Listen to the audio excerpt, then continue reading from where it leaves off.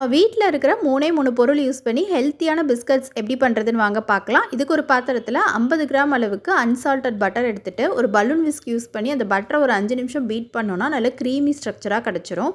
இப்போ இது கூட அரை கப் அளவுக்கு நாட்டு சர்க்கரை சேர்த்துக்கலாம். இந்த பட்டரோட இந்த நாட்டு சர்க்கரையை நல்லா ஒரு 5 நிமிஷம் பீட் பண்ணோன்னா ரெண்டும் நல்லா மிக்ஸ் ஆகி வந்துடும் இந்த மாதிரி.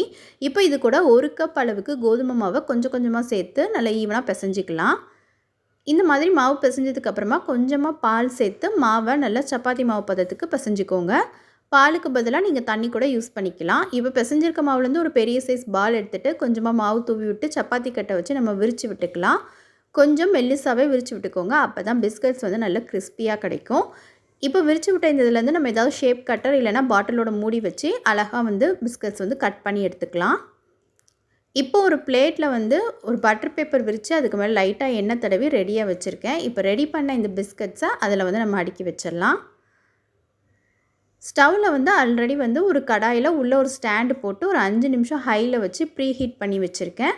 இப்போ ரெடி பண்ண பிஸ்கட்ஸை அந்த கடாயில் உள்ளே வச்சுட்டு ஒரு 15 மினிட்ஸ் நம்ம வந்து மீடியம் ஃப்ளேமில் வச்சு பேக் பண்ணோம் அப்படின்னா நல்ல கிறிஸ்பியான குக்கீஸ் வந்து ரெடி ஆகிடும். கண்டிப்பாக உங்கள் கிட்ஸ்க்கு செஞ்சு கொடுத்துட்டு எப்படி இருந்ததுன்னு சொல்லுங்கள். பாய்.